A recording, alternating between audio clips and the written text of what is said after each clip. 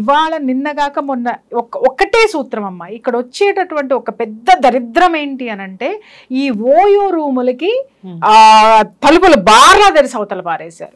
ఈ OYO రూములకి OYO అనేవాడు ఎవడు, అసలు ఎక్కడి నుంచి వచ్చాడు, అసలు వీడు ప్రతి ఒక్క హోటల్ని ప్రతి ఒక్క చోటుని, ఇంకా చెప్పాలంటే ఇప్పుడంటే అపార్ట్మెంట్లు కూడానంట వాడే తీసేసుకొని అనైతికమైనటువంటి చర్యలకి వాడు పాల్పడుతుంటే చట్టం ఏమి చెయ్యట్లా. చట్టం పక్కన పెట్టండి, ఎందుకంటే చట్టం అకార్డింగ్ టు లా పనిచేస్తుంది. సమాజానికి ఏ విధమైనటువంటి భయంకరమైనటువంటి విపత్తులు ఎదుర్కొంటున్నారు. ఇదే ఓయూ రూముల విచ్చలవిడితనంతో ఎన్ని సంసారాలు సుప్రీంకోర్టు తీర్పిచ్చిందనే ఒక దగుల్బాజీ మాటతోటి ప్రతి ఒక్కడు పెళ్ళాన్ని వదిలేసేసి ఇంకొక ఆడదానితో తిరిగి ఏం పిక్కుంటావో పిక్కు అంటున్నాడు. ప్రతి ఒక్కటి మొగుడిని వదిలేసి నాకు ఆల్రెడీ నాకు హక్కు ఉంది, ఇంకొకరితో తిరిగేటటువంటి హక్కు ఉంది, ఏం పిక్కుంటావో పిక్కోండి పోండి అని సంసారాన్ని పిల్లల్ని వదిలేసి ఒక శారీరక సుఖాలకి కక్కుర్తపడి సంసారాలని కుటుంబ వ్యవస్థని నాశనం చేస్తున్నటువంటి పరిస్థితులు ఇవాళ ఉన్నాయి. అవన్నీ పక్కన పెడితే ఇవాళ ఓయూ రూమ్ లో నేను చాలా సార్లు చెప్పాను, 14 సంవత్సరాల ఆడపిల్లల దగ్గర నుంచి ఓయో రూములకు వెళ్తున్నారు. ఓయో రూముల్లో ఇవన్నీ జరుగుతున్నాయి. ఈ రోజు ప్రతి ఒక్కడు నాకు డబ్బు వస్తే చాలు సమాజం ఎట్లా పోతే ఏంటి, ఎవడెట్లా పోతే ఏంటి అనుకుంటున్నారు. బాగుంది, వాడు వ్యాపారస్తుడు, బానే ఉన్నారు. కానీ ప్రతి ఒక్క తల్లి మీ ఆడపిల్ల ఇంట్లో నుంచి బయటికి వెళ్తే తిరిగి ఎలా వస్తుంది అనేటటువంటి ఆ యొక్క ఇది మీ దగ్గర ఉందా? ఇంకొక మాట, అసలు నేను ఇవాళ జరిగినటువంటి పరిస్థితి చూస్తే లక్ష్మి, ప్రతి ఒక్క ఆడపిల్ల సెల్ ఫోన్ లో GPS పెట్టాల్సినటువంటి అవసరం ఉంది. 100%. ఆ పిల్లలు ఎక్కడికి వెళ్తున్నారు, ఎక్కడుంటున్నారు, ఏం చేస్తున్నారు. ఈ కాలేజీ దగ్గరకు వస్తే అమ్మాయి చాలా పెద్ద పొలిటీషియన్ కూతురు, ఆ పొలిటీషియన్ బెదిరించాడు, కాలేజ్ బయటికి రావద్దు, మా అమ్మాయి పేరు బయటికి రావద్దు, వచ్చిందంటే డ్రగ్స్ కేసులో ఇరికిచ్చేసి ఇంట్రాగేషన్ చేసి మిమ్మల్ని సావగొట్టేస్తాను అని చెప్పేసి అని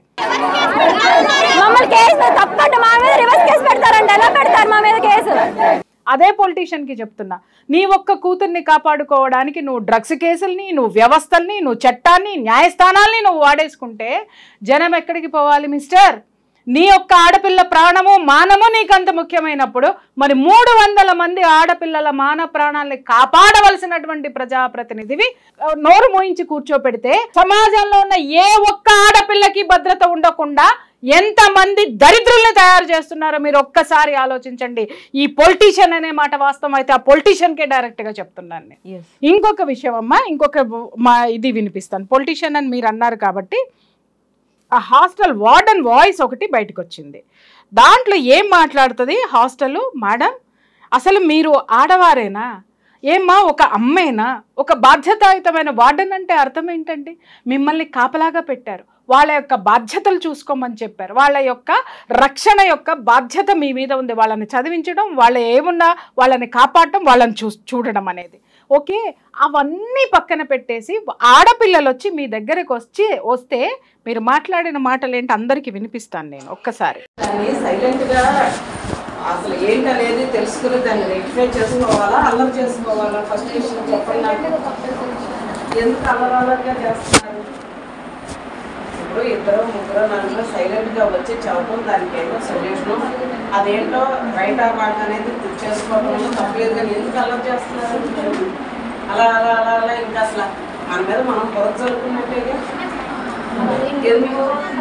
అసలు ఆవిడ ఏం మాట్లాడింది విన్నారా? ఏమంది దాంట్లో? మనం ఎందుకు 2, 3 వచ్చి చెబితే సరిపోతుంది కదా, గొడవ చేసుకోవడం ఎందుకన్నావు మేడం?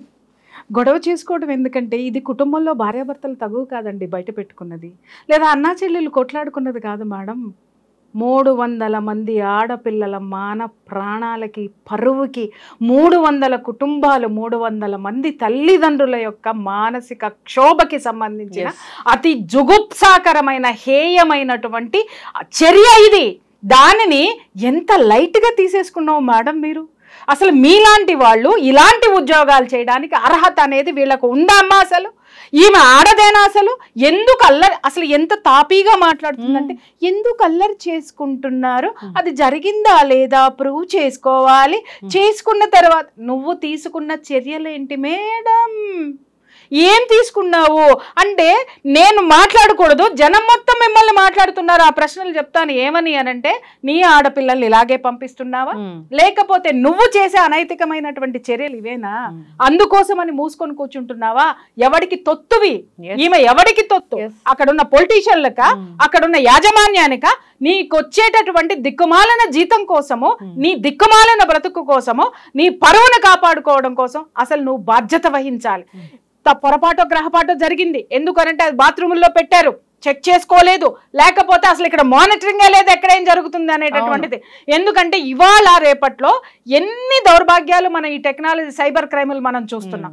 ఈ సైబర్ క్రైమ్లు ఇలా జరుగుతున్నాయంటే ఆడపిల్లల యొక్క భద్రత కత్తి మీద సాము.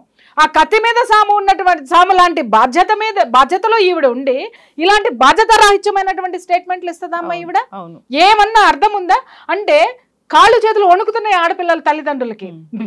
మీలాంటి వాళ్ళు ఎంత తాపీగా మాట్లాడేసి తీసి పక్కన పడేస్తే ఉరి శిక్షలు అత్యాచారాలు చేసిన వాళ్ళకి కాదమ్మా, బాధ్యత లేని మీలాంటి బాధ్యత రాహిత్యమైన వాళ్ళకి వెయ్యాలి. ఎందుకనంటే అది నీ ఉద్యోగం కాదు, బాధ్యత. 300 మంది ఆడపిల్లల తల్లిదండ్రులు మిమ్మల్ని నమ్మి, ఒక వార్డెన్ ఉంటుంది, ఏమొచ్చినా చూసుకుంటుంది, ఒక తల్లిలాగా ఉంటుంది, ఒక తండ్రిలాగా కాపలాగా వస్తుందని మీ దగ్గర వదిలేసిపోతే ఏం మాట్లాడుతున్నారంటే పిల్లల్లో నైరాశ్యం నింపేస్తావు. ఏం చదువులు చెప్తున్నావమ్మా నువ్వు, అసలు ఏం చదువుకుంటావు, నీ క్వాలిఫికేషన్ ఏంటి నాకు ఒకటి చెప్పు. సంస్కారం అనేది అసలు వీళ్ళకుందా? ఇకపోతే యాజమాన్యం గత ఎన్నాళ్ళ మట్టి ఇది జరుగుతుందో తెలియదు. దాదాపు 300 వీడియోలు బయటికి వెళ్ళిపోయాయి. మేడం ఆ కాలేజీ యాజమాన్యాన్ని కూడా అడుగుతున్నా, 300 వీడియోలు తాపీగా నువ్వు మాట్లాడినటువంటి విషయాన్ని వారం రోజుల నుంచి మీ దృష్టికి తీసుకొస్తే కనీసం ఎంక్వైరీ కమిటీ లేదు, కనీసం ఆ ఇష్యూస్ మీద ఎంక్వైరీ లేదు. ఎవరి కాళ్ళు చుప్చాపుగా కూర్చునేసరికి ఆడపిల్లలకి భయం వేసిపోయి వాళ్ళు అర్ధరాత్రి సెల్ ఫోన్లో టార్చ్లు పెట్టుకొని బయటకు వచ్చి యాజిటేషన్ చేస్తే ఇవాళ బయటకు వచ్చింది ఆ విషయం. లేకపోయి ఉన్నట్టయితే ఈ నిద్రాదేవి నిద్రమొకంది ఏం మాట్లాడుతుందో ఆ నిద్రాదేవి వాయిస్ గనక ఆడపిల్లలు అంటే ఇంకా ఎన్ని దరిద్రాలు అక్కడ జరిగేటటువంటివో. మీ కాలేజీలో మా ఆడపిల్లల్ని పెట్టింది మీ యదవలు పోర్న్ వీడియోలు తీసి నన్ను ఇలాంటి నగ్న వీడియోలు తీసి అమ్ముకోవడానికి పంపించినామా అమ్మ? మేము మా పిల్లల్ని మీ కాలేజీలకి ఎందుకు పంపిస్తున్నాం? మేము మీకు లక్షలకు పోస్తున్నాం. దేనికి పోస్తున్నాం? మా పిల్లల జీవితము బతుకు బంగారు భవిష్యత్తు కావాలని. అంతేగాని బతుకుల్ని ఈ విధంగా బజార్ను పడేసేటటువంటి మీలాంటి బాధ్యత లేనటువంటి మనుషుల మధ్య కూర్చోపెడితే మేమెందుకు వదిలేస్తాం? ఖచ్చితంగా నేను చెప్తున్నా, వార్డెన్ ఎందుకంటే నేను ఆడవాళ్ళ మీద చాలా తక్కువగా వెళ్తానమ్మా, కానీ వెళ్ళానంటే మాత్రం అక్కడ బలమైనటువంటి కారణాలు ఉంటాయి. ఇవాళ ఫస్ట్ ఇంత పెద్ద ఘోరం జరిగినప్పుడు మొట్టమొదటి పని ఆవిడ చేయాల్సింది ఏంటంటే ఫస్ట్ రాజీనామా చేయాలి. ఎందుకనంటావేమో అక్కడ ఆవిడ పాత్ర ఉందా లేదా తీసి పక్కన పెట్టు, కానీ ఇంత ఘోరం జరగడానికి ఆవిడ బాధ్యతారాహిత్యమే, క్రమశిక్షణ లేకపోవడమే, ఆవిడంటే భయం లేకపోవడమే, కాలేజీ యాజమాన్యం అంటే భయం లేకపోవడమే, తనని తాను కాపాడుకోవడం కోసము ఇలాంటి అనైతికమైనటువంటి చర్యలకి పాల్పడి ఇంతమంది ఉసురు పెట్టుకొని ఇవాళ అవి బోర్డర్లు దాటి వెళ్ళిపోయినాయి, ఆ వీడియోలు వెళ్ళిపోయాయి. ఇంకొకటి ఏంటంటే ఇప్పుడు వాళ్ళు పోలీసులు కూడా మాట్లాడుతున్నారు ఏంటంటే మేము వాళ్ళ ల్యాప్టాప్లన్నీ చెక్ చేసాం, వాళ్ళ ఫోన్లన్నీ చెక్ చేసాం, ఫోనుల్లో ఏమీ ఉండవు అని చెప్పేసి అని, ఏమీ లేవు అని చెప్పేసి అని మాట్లాడుతున్నారు. ఏమీ లేకపోతే 300 మంది ఆడపిల్లలు ఎందుకు అర్ధరాత్రి బయటకు వస్తారు నేను అడుగుతున్నాను. అసలు నీరుగార్చేటటువంటి ప్రయత్నం, కేసును నీరుగార్చేటటువంటి ప్రయత్నం ఇవాళ మీరు ఆ ప్రయత్నాలు చేస్తే సార్ ఇవాళ ప్రభుత్వాన్ని కాపాడడానికో లేకపోతే అక్కడున్న ప్రజా ప్రతినిధులను కాపాడడానికో కాలేజీ యాజమాన్యాలను కాపాడడానికో దీని మీద సమగ్రమైనటువంటి విచారణ జరపకుండా శిక్షలు వెయ్యకుండా ఉంటే మాత్రము ఇది భయంకరమైనటువంటి శిక్షలు రేపొద్దున వీళ్ళందరూ అనుభవించాల్సి వస్తుంది జనం చేతిలో. ఖచ్చితంగా.